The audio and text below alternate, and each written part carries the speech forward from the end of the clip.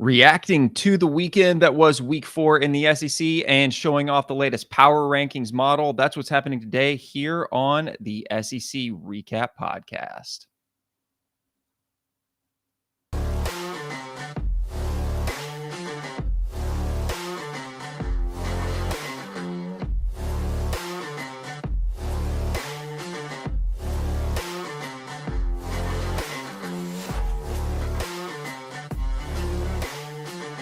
Welcome back to the SEC Recap Podcast. I'm your host, Ben Warren. However you are listening or watching, thank you for being here. I'm actually live here on Monday morning. I just wanted to get this out early in the week. This has been one of the more popular episodes that I've been doing this season.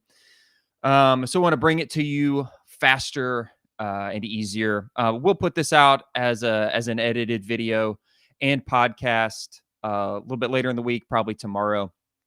But for you early birds out there, you get to hang with me this morning. As always, if you're here on YouTube, thank you. While you're here, if you're not subscribed, go ahead and subscribe to the channel. Smash that like, smash that thumbs up, drop a comment as we record and after the video. And if you're just listening in podcast form, audio form, on Spotify, Apple, Amazon, any of those great platforms. YouTube Music also has video podcasts. Spotify has video podcasts. So you can check out all the great graphics and stuff we're going to be covering there today. And then I'll leave this scrolling at the bottom here for a while. Check out the merch over at the Bonfire store, bonfire.com/store/SEC recap. That link will be in the episode description. It always is. You can find something for every team, plus some fun stuff over there. I was showing off some of the newer T-shirts just last week on the preview episodes. All right. So a lot to get into over the weekend.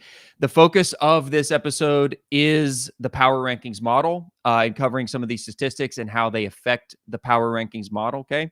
So a bit more of a data-driven episode, if you will, but we will be giving some thoughts here of the games. We had Florida at Mississippi State, Arkansas on the road at Auburn, Mizzou holds on versus Vanderbilt up there in Como. And then the game of the night, really the game of the weekend, Tennessee, Oklahoma. We are going to talk about all of that.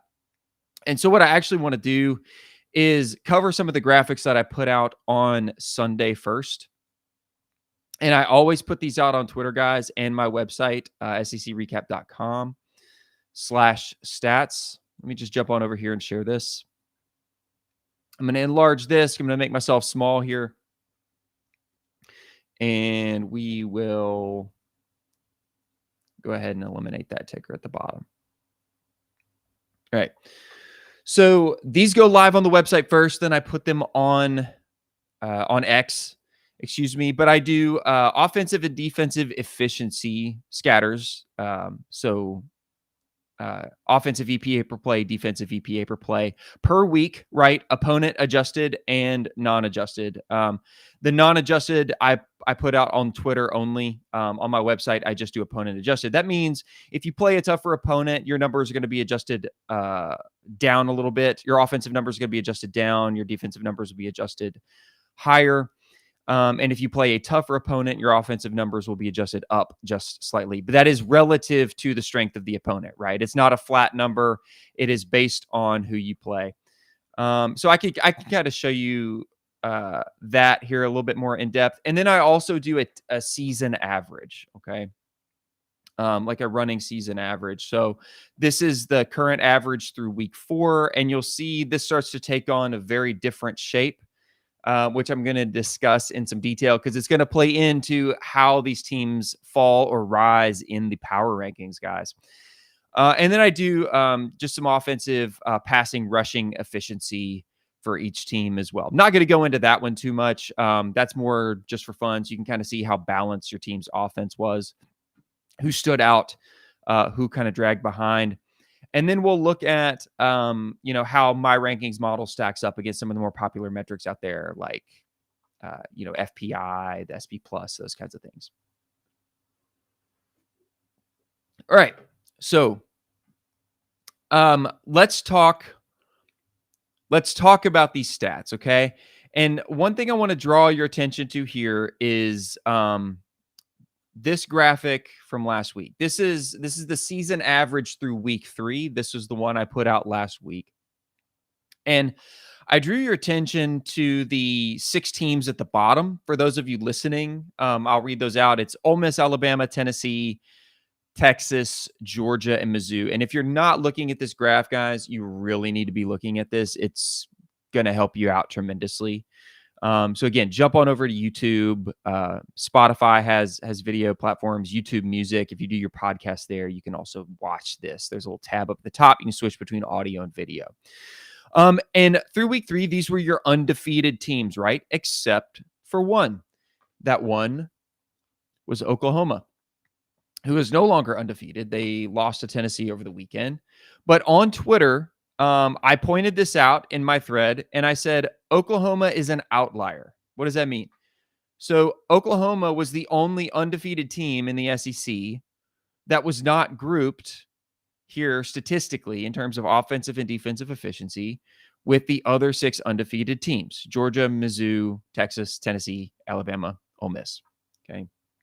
So how I interpret that and how you should interpret that is OU stock was priced higher than their fundamentals. Okay. Their stock was priced higher than their fundamentals, and something was going to course correct. And it's why I was very confident in my Tennessee over Oklahoma pick. A lot of people were confident on it, to be fair, but just looking at the metrics, it was the biggest statistical mismatch of the weekend. Defensively, Tennessee was about 1 standard deviation better than the mean. Offensively, they were about 1 standard deviation better than the mean. Oklahoma was a couple standard deviations below the offensive conference average, and they're right at the defensive conference average. So something was going to have to give. We talked about how good Oklahoma's defense is, and they were good on Saturday night, but Tennessee's offense was statistically better enough to neutralize that. Okay. So Oklahoma was an outlier. They had a loss incoming. Okay. That stock had to correct. That price had to correct, revert back to the mean, if you will. Okay. So now they're in the company of these 1-loss teams. You had Auburn, Arkansas, Vanderbilt, A&M, Kentucky, technically a 2-loss team, but they had the close, very, very close loss to Georgia. And then South Carolina. All of those were 1-loss teams heading into week 4, right? So Oklahoma was an undefeated team in the company of the 1-loss team. Something had to give, okay? And we saw what gave. And this was almost predictive, guys, right? If Tennessee had been there and Oklahoma had been where Tennessee was, I would have called for the exact opposite. But going in, when one of those teams has to take the loss, it was kind of easy to see which team it was likely going to be. Okay. Now, let's look at the season average. Share this tab now. This is the latest season average through week 4. And you'll see this looks a little bit different now. So we have the grouping of 5 teams now here in the bottom right quadrant, which is the best quadrant. You have Alabama, Ole Miss, Texas, Tennessee, and Georgia. Now, Alabama, Georgia did not play. Okay, they did not play in week 4, so their numbers really have not changed at all. Ole Miss a little bit, Texas a little bit, Tennessee a little bit. You can see Tennessee, because they played a really good defense in Oklahoma, that season average now skews a little bit closer to the conference average. Ole Miss, who played Georgia Southern, continued to have a strong offensive performance due to the fact that Georgia Southern is a very unworthy opponent. Okay. Now, what is interesting here, just like Oklahoma was an outlier in week 3, headed into week 4, we had several teams in that 1-loss category take another loss. We see these groupings start to change, right?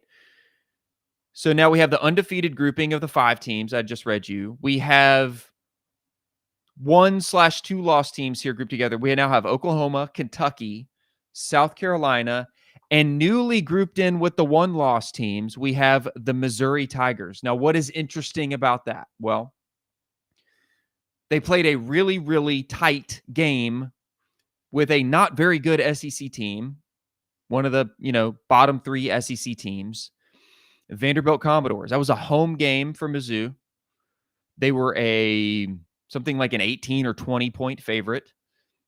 I think my line was a little closer than what some other lines were out there.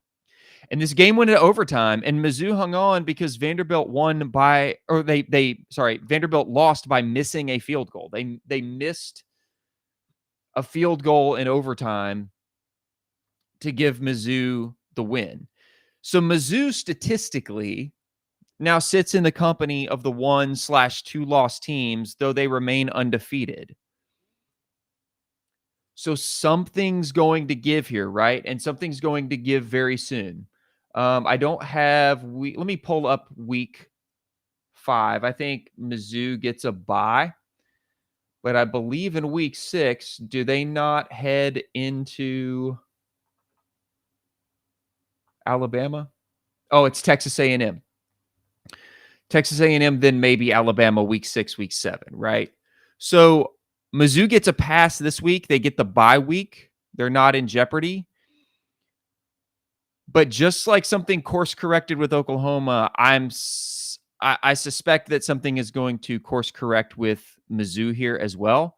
It looks like they have a loss incoming because they're the only undefeated team that statistically is kind of grouped with the 1 and 2 loss teams. Now, there's another really, really big outlier on this chart that we have not talked about.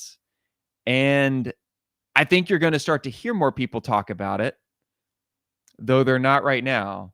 And they're kind of hidden up here. And I'm going to give you a few seconds to see if you can spot it or figure it out.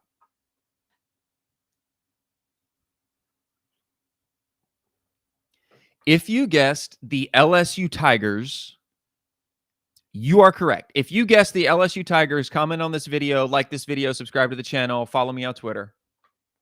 You are the winner.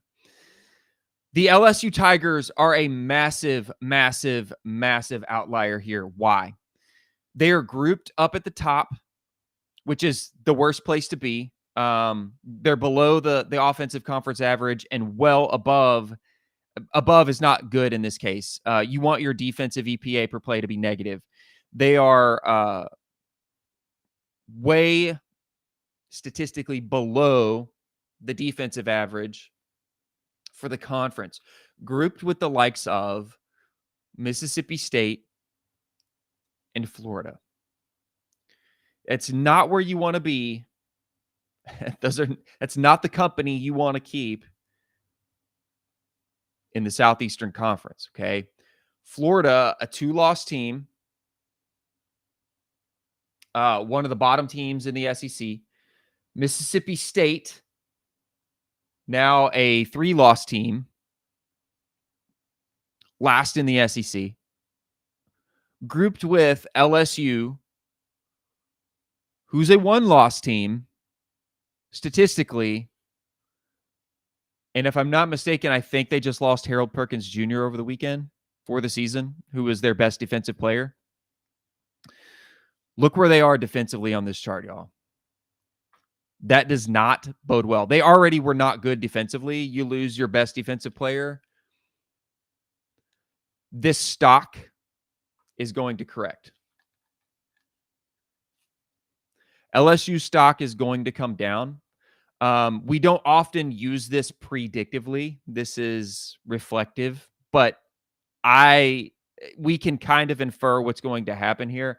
LSU has some losses incoming.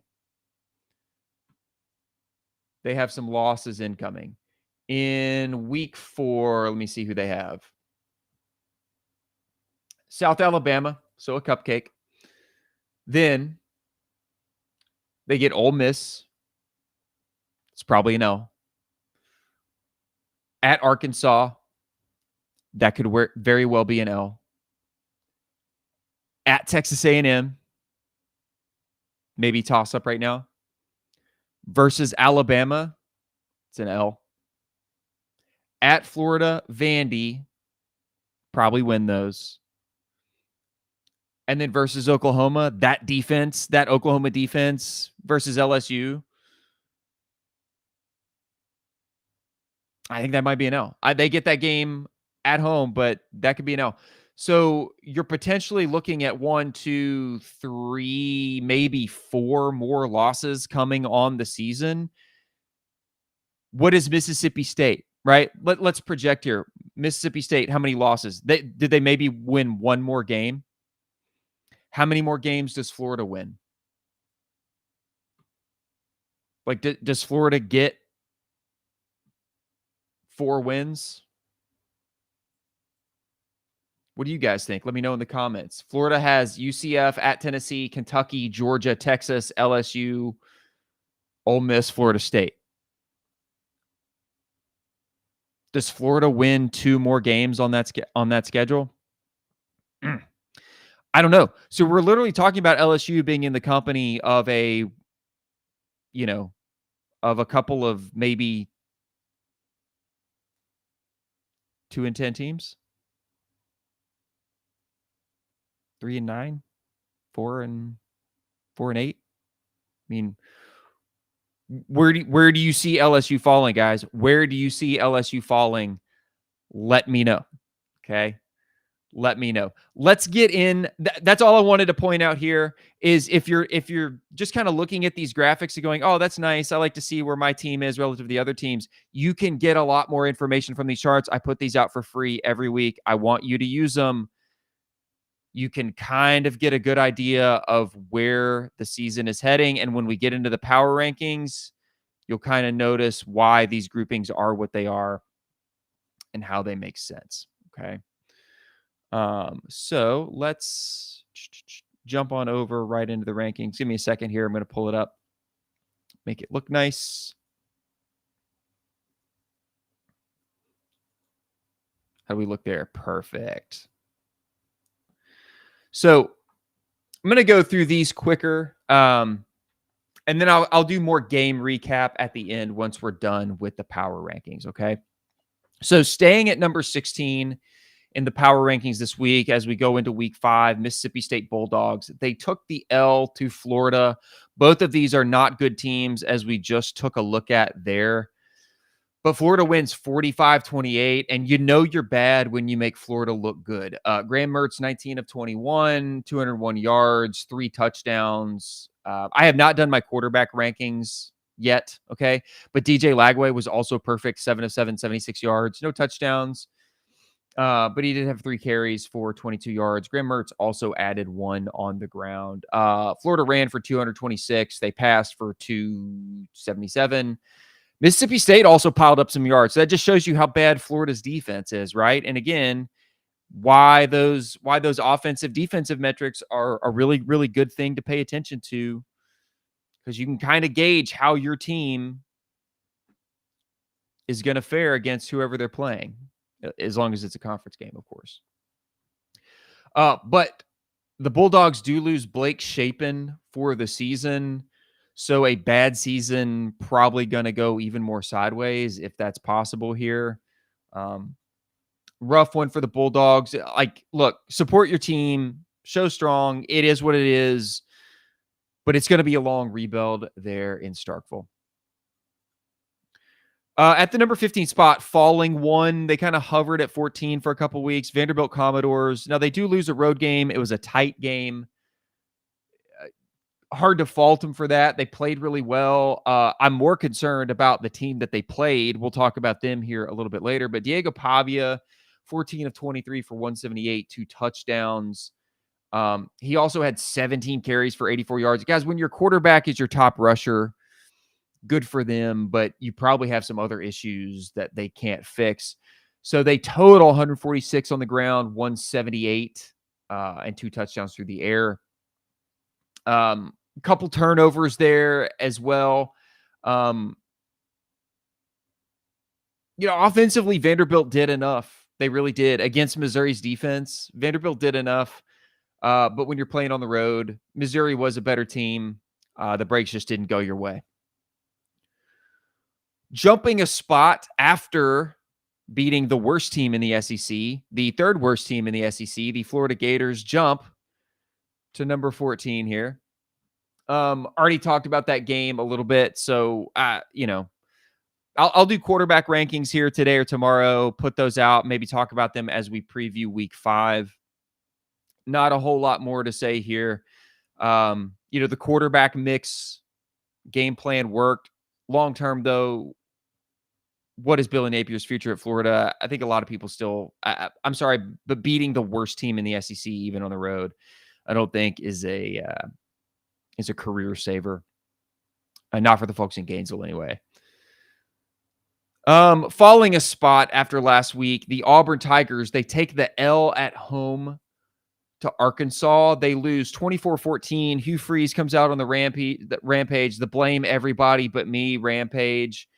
Peyton Thorne continues to suck ass, 13 of 22, 2 touchdowns, 1 interception. Hank Brown also not good. Boy, that you put him in against a bad team. I knew this would happen too. I said this 2 weeks ago on the pod. Said maybe you put Hank Brown in and he looks good, but it was against, New Mexico or whoever they played. It's going to kind of skew everybody's perspective. He was 7 of 13 for no touchdowns, 3 interceptions. Auburn looks terrible. And I'm sorry, I don't think it's personnel, guy. I mean, they do have some bad personnel, but they have some good personnel. It's coaching. I think you're watching the Hugh Freeze disaster play out in real time. And if you're an Auburn fan, you may disagree with me. I know a lot of people were really high on him because he beat Alabama a couple times at Ole Miss. But have they improved at all from his first season to now?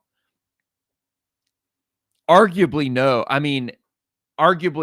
They have some good playmakers. Jarquez Hunter's still really good. They've got some really good receivers. Lambert Smith, 5 for 156, 2 touchdowns. There's pieces there, but quarterback play is atrocious. You're turning the ball over 4 or 5 times a game. That's just going to negate anything you try to do offensively, right? Let me pop back over and show you guys this real quick. Look at Auburn here on the season average, right? The season average offensive defensive efficiency chart. They are right at the defensive average, meaning they have a pretty good defense. Better than 6 other defenses in the SEC. Okay, so about middle of the road. All about as good as you might say Mizzou, South Carolina, Kentucky, Arkansas. They're still statistically above the season average, the conference offensive average. I've got another one here. Let me show you. No. We'll stay on this one for now. Sorry. I was going to get ahead of myself. When statistically you're that good, but you're losing games and you're 2-2, it has to be something else. And in this case, it's clearly turnovers and game plan, which is coaching. Okay. If you're Auburn, you should never lose at home to Arkansas. Arkansas is pretty good this year, but it's Auburn football. You should never lose at home to Arkansas. You should never lose at home to Cal. Okay. Not when you're better offensively than half the teams in the conference. Not when you're better defensively than half the teams in the conference. What gives? You're giving the other team the ball too many times every game. And your coach sucks. All right, moving on. Jumping to number 12. Kentucky Wildcats. Now, they didn't play anybody. I'm not going to talk about this game. I'm sorry. We just blowouts of MAC teams. We don't spend time on this podcast discussing. That's going to go for a couple other teams here as well. So Kentucky beats Ohio. They needed the win. Good for them. But, whoop-de-doo. You could have beat Georgia and you didn't. Falling a couple spots. Now, South Carolina fans aren't going to like this. This is not me. Remember, this is the model. The model factors in a lot of things here. One of the metrics it factors in is your strength of record, the efficiency metrics of the opponents you've played and how you played them, okay?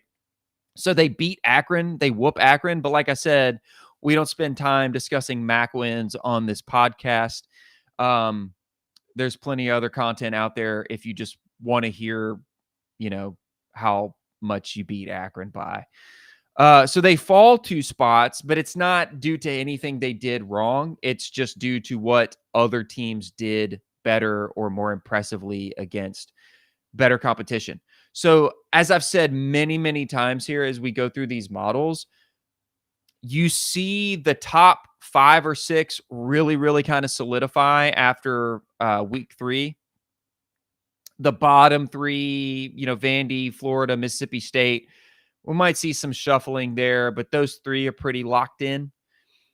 6 through 12, 6 through 13, 6 through 14, you're still going to see a lot of movement. Okay. Now, over time, especially as we get more conference games, because my model is able to factor in head to head, you'll see less and less.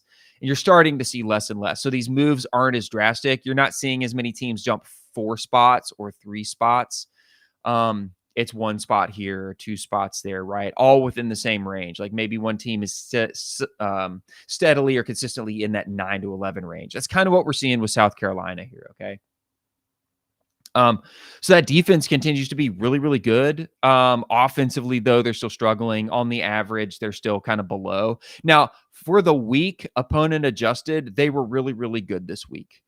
But so is Kentucky. Because again, you play a MAC team, you're going to look great against a MAC team. So they were in quadrant 1 for your offensive and defensive efficiencies for the week, but on the average, they're still in that bottom left. So good defensively, not as good as they need to be offensively. Falling a couple spots. Now, again, I'm going to talk about this a little bit more when we get to Tennessee. Okay, so if you're an Oklahoma fan and you're getting here now, go ahead and fast forward a little bit if you want to. I'll talk about this game. I just want to save it to the end because I know a lot of people want to hear about this, and I want to spend a little more time on this game and what it means for both of these teams in the season. Obviously, we all know the result by now. Oklahoma loses at home to Tennessee, who is a very, very good team. Okay, so if you're an Oklahoma fan and you're looking at this, dropping 2 spots, understand it's very, very close here. It's very, very close. That 2 spots doesn't mean like you're a huge margin worse than the teams that are right above you. We're talking like hundredths of a point here, y'all. Hundredths of a point in my model. So don't let that throw you. Okay. We'll talk more about this game. So Oklahoma at the number 10 spot. Don't worry. I still think Oklahoma is a very good team. I think they're going to figure some things out. Stay tuned or fast forward. We'll talk about them a little bit more here. Jumping one here. I think they were number 10 last week. The Arkansas Razorbacks, they get the road win at Auburn. I was not sure if Arkansas would travel with enough defense, but I guess really it was Auburn just doesn't have enough offense. Arkansas didn't have any issues. Now, they only passed for 151 yards and rushed for 183. This was really a sloppy game in a lot of ways, but when there's 4 turnovers, breaks are going to go your way. So Razorbacks get the win here. Taylon Green, 12 of 27, 1 touchdown. He had 2 interceptions himself. You got to go play Texas A&M this week, and then you got Tennessee coming to town. So a really good road win for Arkansas. Don't let the emotion of it carry over into Texas A&M week. And you got to watch what happens there because you're going to have a well-rested Tennessee team coming off of a bye rolling into Fayetteville, probably at full strength. So interested to see what that looks like. The next couple weeks look like for the Arkansas Razorbacks. Jumping 3, again, it looks huge. I promise you, I'll show you the numbers here after we finish the model. It's not that big, but LSU beats UCLA 34-17. I mean, it's a win, but it's largely unimpressive. As I said in the first segment, LSU is going to course correct. They have 3 or 4 losses on this season incoming. Their stock at 3-1 is way above their fundamental value. So expect to see some correction there from LSU. I'm not down on LSU. I don't hate LSU at all, guys. It's just when you look at the stats and their win total, something's going to give. They have a higher number coming in the L column here over the next few weeks. Staying put at number 7. Now, you're not going to see any movement. I think 1 through 7 literally did not move from last week. Okay. So let me pause right here at Texas A&M and just jump over one screen and show you this. My model, this is a normalized value of all the weighted factors that I use in my model. Okay. Versus the FPI. Now it doesn't track FPI. I've said this several times. My model accounts for things that FPI does not, but FPI is a popular statistical ranking that is in and of itself way better than just the AP rankings. AP rankings mean nothing. They're voted on by people who don't watch half the games or factor in any kind of statistics or metrics. But right here, okay, let's pause where we were right at LSU, okay, whose value at number 8 is kind of right in the middle, 0.5534, who was just ahead of Arkansas at 0.5243, who was just ahead of Oklahoma at 0.5188. So hundredths of a point, y'all, hundredths of a point. These are very, very close. 8, 9, 10. Okay, very, very close. It starts to widen a little bit at 11. South Carolina at 11 was 0.45. Kentucky a little wider there at 12.35. But then you look at how close 12, 13, 14 are. 15 even. Huge gap between 15 16. That's just how bad Mississippi State is. But if you look at 15, 14, 13, and 12, the spread is 0.32 to 0.35. So if you see your team shuffling around between 12 and 15 or 8 and 11, don't freak out. It's small movement. Okay? It's small movement. Now, Texas A&M here at 7. In my model, it's a value of 0.59. So it a small margin better than LSU, okay? So I just wanted to show that off because we didn't have any movement in 1 through 7 this week. Also staying put at number 6. Now, again, I'm going to address this. I'm still using the block M just out of spite this week, but after the feedback, I probably will change it. I've had several people make comments that, like, this is the Michigan logo. Guys, Mizzou also uses the block M. They've used the block M on their helmets, but if it pisses y'all off enough, I'll just use the Tiger logo or the MU. I have both. I like the block M. I think it's a clean, classic look with the black and gold, but I'm kind of fed up with the Michigan comments. Anyway, Mizzou's at number 6. They don't move, but it's a wide margin. Oh, I guess I didn't even have that on screen. Here, let me pop that over. I just ranted and I didn't even have it shown off there. There you go. Okay.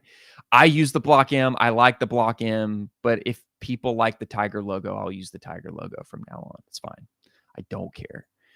But here's the gap between Mizzou and Texas A&M, right? This is where the biggest drop-off is in my rankings. Mizzou is at a 0.64, Texas A&M at a 0.59. So kind of on an island. Ahead of them, again, staying put this week. They don't move at all. At number 5, Ole Miss. They beat Georgia Southern. Great. Like I said, we're not going to discuss wins like that on this podcast. We're talking 40-point margin wins over low tier FBS opponents. You did what you're supposed to do. By the way, hey, got a few people tuning in here. Thank you guys for being here. Appreciate you all. Drop a like, hit that thumbs up, subscribe to the channel. If you're not here, follow on Twitter at SEC Recap. Appreciate you guys being here on a Monday morning. We're just kind of wrapping up the power rankings. But there's a massive gap between Ole Miss and Mizzou. The top 5 really stand apart as elite. And if you're just now tuning in here on live, I will switch back over and kind of show you this grouping here. So there's Ole Miss in the model, 0.81 versus Mizzou at the number 6 spot, 0.64. So a really big drop off there. But check this out. This goes back to these offensive and defensive efficiency metrics I show off. Okay. The season average. Look at your 5 teams that are in quadrant 1 here. They're they're better than the defensive conference average, better than the offensive conference average. That's Alabama, Ole Miss, Texas, Tennessee, Georgia. Those also, no surprise, happen to be your top 5 teams in the power rankings model. That's not coincidence. The model derives a lot of its ranking power from these offensive and defensive efficiencies, right? You look at the visual gap here between Mizzou, okay? Kind of where they sit. They're sitting in the company now of South Carolina, Kentucky, Oklahoma. You have an undefeated team sitting in the company statistically of 1 and 2 loss teams. That means something's going to course correct for Missouri. So we'll see what that movement looks like here over the next couple weeks. Just wanted to go back and show that off, y'all. All right. Back to the power rankings here. Number 4, again, no movement. This was the biggest drop-off last week in the model, Georgia falling to number 4. Now, they didn't play this past week, so there's not really going to be any movement. There's no new data to shuffle them around. But they have a big game. They have a really big game coming up in week 5. It's going to be, I'm sure, everybody's game of the week. I know game day is going to be there. They go to Tuscaloosa to play Alabama. And when you have 2 teams in the top 5 in the rankings, they're both undefeated. One of them's going to take an L. Something's going to have to give there, right? Something's going to have to give. Now, these are 2 teams that in the divisional play, East and West, these are 2 teams that are just used to always being in the conference championship. These are the 2 teams that are used to going undefeated regular season and then playing for the SEC championship. It's not the case anymore. You're going to have to play each other more often than not now. So Alabama, Georgia, one of these teams is taking an L next weekend. We will see what happens in the rankings after that. Because if you notice, we haven't gotten to Alabama yet. They've been stronger in the rankings model so far on the season. That doesn't necessarily mean I'm going to pick them, but I'm going to hold off on that for my preview later in the week. Now, I'm going to spend a little bit more time talking about the Tennessee-Oklahoma game at this juncture, right? Let me run through and just cover number 2, Alabama. They didn't play, so the rankings model isn't going to move them. And staying at number 1 on the week, the Texas Longhorns, who I do still think is the best team in the SEC right now. I am a Tennessee homer, but eyes don't lie. Texas Longhorns, everything I've seen and look at statistically tells me and shows me that they are the best team in the SEC. They have Georgia coming to town too. So that'll be a great game. If Georgia doesn't take a loss next week, either Texas or Georgia is going to take a loss in that game too. So we'll see how the top of those rankings shake out. They played ULM this week. Again, we're talking like a 40-point margin win. So not going to spend any time breaking that game down. Let's go back and talk about Tennessee, Oklahoma. I said we would do that here at the very end. And let me just go ahead rather than pause on that. I'll just kind of place this up here. So you guys can see the full rankings, and I'll talk about this game. So Tennessee, I really thought the model would move them maybe into the number 2, number 1 spot. But the efficiency metrics didn't allow for that. They actually performed a bit below their season average. Now, defensively, they were still very good, but they did allow more points than they have through 3 weeks. So defensive efficiency technically takes a hit there. Offense also takes a hit because you're playing a really, really good defense in Oklahoma. This game comes out 25-15. Now, that score makes it look like it was closer. They covered the spread, but that score makes it look like it was much closer than it really was. This game was put away by halftime. and some in the Oklahoma camp may not want to believe that. They may not want to hear it, but it's true. Tennessee led 19-3 at the half. They stretched that to 22-3 in the third quarter. And in the fourth quarter, it was 25-3. Okay. We're talking about a 22-point margin, a 3-touchdown scoring margin into the fourth quarter.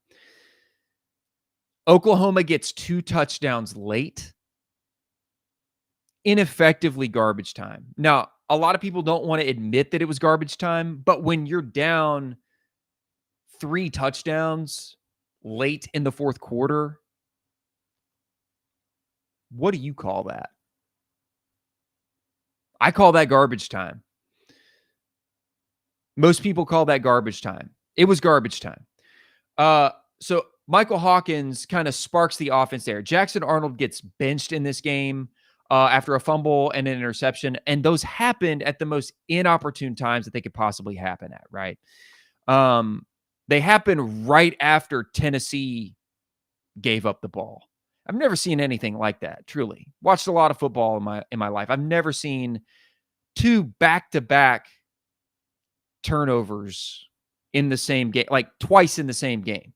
It was really crazy. So Arnold gets benched before the half. Hawkins comes out, sparks the offense. Had the 1 touchdown pass. Okay. Barnes had their other one, but both of those come late in the fourth quarter.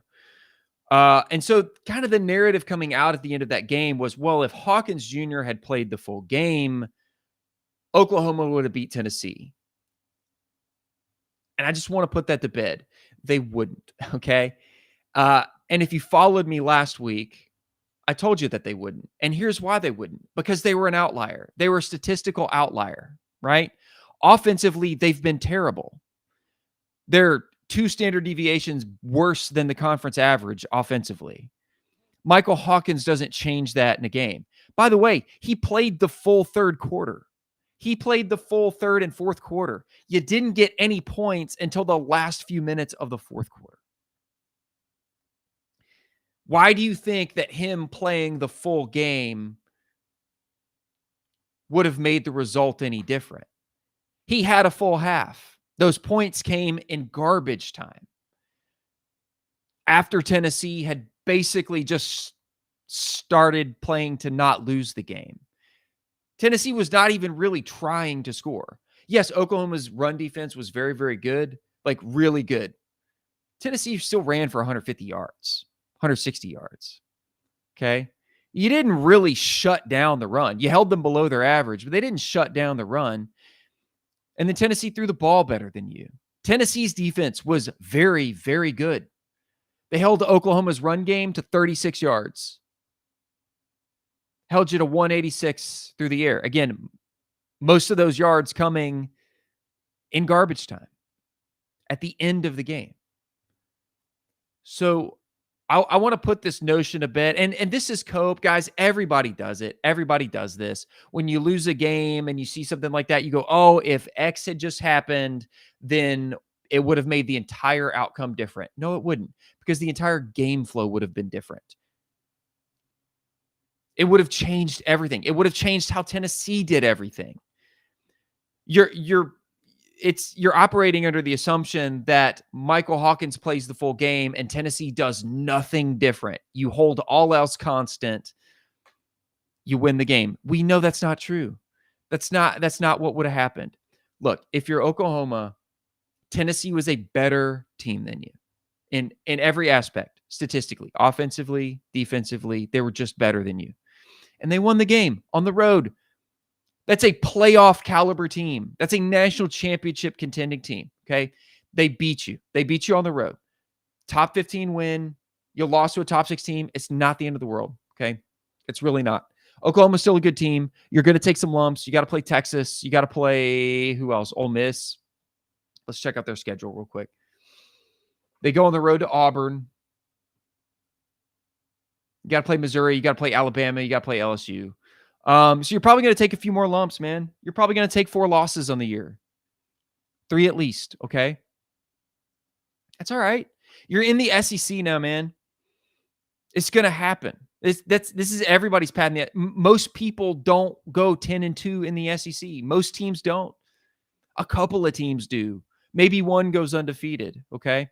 So if you 3-4 losses still puts you better than average in the SEC. I think Oklahoma's still a really good team. If they can get that offense figured out, they'll be scary. They'll be really, really good because that defense will keep them in every game. They just got to have an offense that matches it. Guys, that's really about it. We talked Mizzou, Vandy, we talked Florida, Mississippi State, we talked Arkansas, Auburn. We just capped it off with Tennessee, Oklahoma here. Like I said, this isn't a deep dive into personnel or anything like that. This is just the power rankings, looking at the stats. What do the numbers say? Ranking the teams headed into week 5. We sprinkle in a little bit of the week 4 reaction there. It was awesome. What a great slate. We got a great slate coming up in week 5, and I can't wait to preview it. Georgia at Alabama. Let me go back here before I close out. I want to go back and look at that week 5. We got Kentucky going to Ole Miss, Arkansas at A&M, Mississippi State, Texas. Ooh. Don't let the kids watch that one. Georgia at Bama. That's going to be the 6:30 game, college game day. So I will be back here later in the week, Wednesday, Thursday-ish, probably. We'll go live again and then put it out in podcast form to preview those games. So, guys, thank you so much for being here. I appreciate you. One more time, if you're here on YouTube, like, subscribe to the channel, drop a comment, follow on Twitter. Find all my content at secrecap.com. I look forward to being here with you again later in the week. Have a great week. I will catch you on the next one.